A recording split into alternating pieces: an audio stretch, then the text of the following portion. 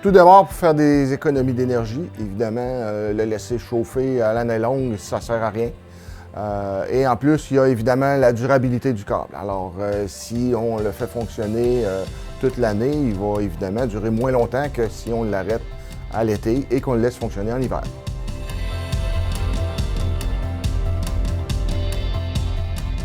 Oui, mais non. C'est-à-dire que le câble autorégulant, sa fonction est de développer beaucoup de puissance à basse température et peu de puissance à haute température. Ce qui fait que même à température normale, comme en été 20-25 degrés, il développe quand même un peu de puissance, inutilement. En réalité, le câble autorégulant, ce qu'il faut savoir, c'est que ça fonctionne d'une façon à ce que, comme si vous aviez une multitude de petits systèmes de chauffage, tous en parallèle, un à côté de l'autre. Chaque système va fonctionner de façon à ce que plus il fait froid, plus il chauffe, moins il fait froid, moins il chauffe. La vraie utilité de ça, pour bien le comprendre, j'ai un bel exemple. J'ai un client, à un moment donné, qui avait des petits moutons et il y a un abreuvoir pour ses moutons. Quand l'automne arrive, l'eau gelait dans l'abreuvoir et dans le tuyau d'alimentation de l'abreuvoir.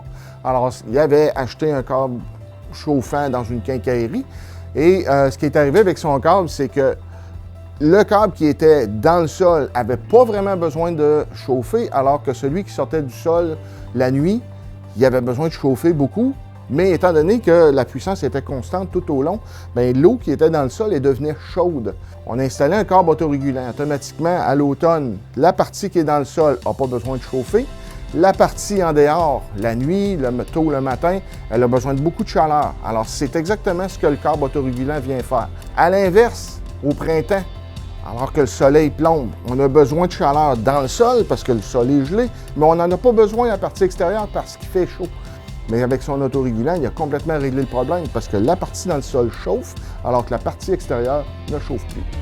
Mais je trouvais que c'était une belle explication, alors que c'est totalement faux. Je connais personne qui a des moutons.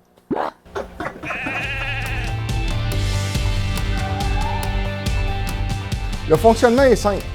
Imaginez une multitude de petits radiateurs intelligents, tous un à côté de l'autre, qui fonctionnent tous indépendamment l'un de l'autre. Alors, comme tout autre produit sur Terre, au froid, ils vont se contracter et à la chaleur, ils vont se dilater. Alors, imaginez qu'on passe un courant électrique au travers de mes doigts. Lorsqu'il fait froid, il y a beaucoup de place pour passer beaucoup de courant, donc beaucoup de puissance. Dès qu'on dilate le produit, il se crée des trous et à ce moment-là, il y a moins de courant qui peut passer. Alors, très froid, beaucoup de courant. Très chaud, peu de courant. C'est comme ça qu'on module la puissance de notre câble autorégulant.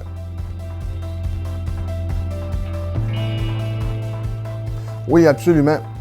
Par exemple, si on prend un grand bâtiment comme une école, où est-ce qu'il y a quelques chambres de bain à chaque étage, il n'y a évidemment pas un réservoir d'eau chaude à chaque chambre de bain. Alors, il y a un gros réservoir d'eau chaude principal et l'eau chaude est transportée jusqu'à chaque chambre de bain.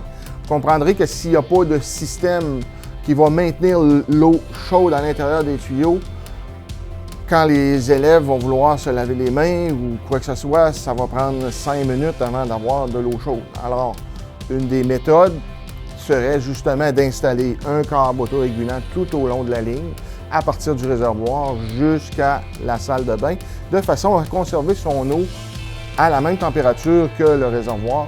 De cette façon-là, les étudiants, lorsqu'ils vont ouvrir le lavabo, ils vont presque immédiatement avoir de l'eau chaude. Un autre exemple serait les douches d'urgence en industrie. Alors, lorsque quelqu'un se blesse ou reçoit un liquide acide ou quoi que ce soit sur lui, c'est important d'arriver à la douche d'urgence et d'avoir de l'eau à la bonne température tout de suite.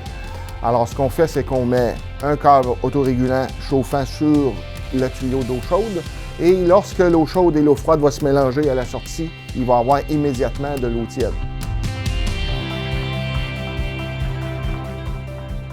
Oui, bien sûr. Imaginez une industrie qui fabrique des gâteaux et des pâtisseries.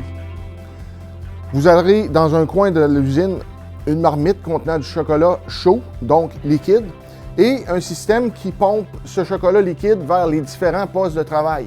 Vous aurez donc plusieurs températures tout au long de cette ligne qui sera très longue. Le câble autorégulant est idéal dans ces cas-là puisqu'à certains endroits où il fait froid, il va chauffer plus fort et aux endroits où il va faire plus chaud, il va chauffer moins fort.